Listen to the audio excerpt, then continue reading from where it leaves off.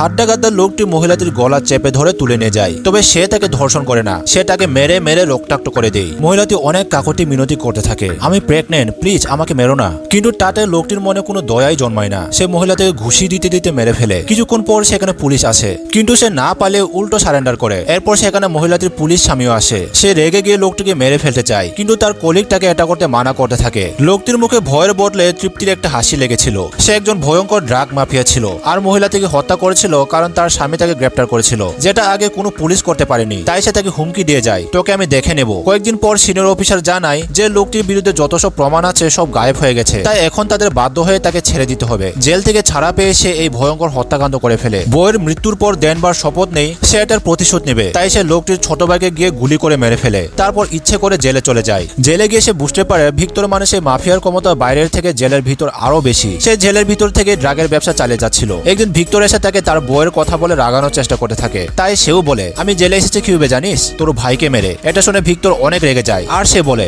সুযোগ পেলে সে তাকে মেরে ফেলবে। এইদিকে ডেনভার কলম দিয়ে একটি ধারালো অস্ত্র বানিয়ে ফেলে। তারপর সে একজন একজন করে ভিক্টরের সব লোককে মেরে ফেলতে থাকে। একদিন সে সুযোগ পেয়ে ভিক্টরকেও মারতে চায়, কিন্তু ভিক্টর অনেক শক্তিশালী ছিল, তাই সে অনায়াসে ডেনভারকে হারিয়ে দেয়। ভিক্টর যেই ডেনভারকে গুলি করতে যাবে অমনি সে তার কলমের অস্ত্র বার করে ভিক্টরের গলায় ঢুকিয়ে দেয়। এখন সে মহান পুলিশ অফিসার থেকে একজন ক্রিমিনাল হয়ে গেছে, তবে তাতে তার কোনো আফসোসই নেই কারণ সে তার প্রতিশোধ পূরণ করতে পেরেছে।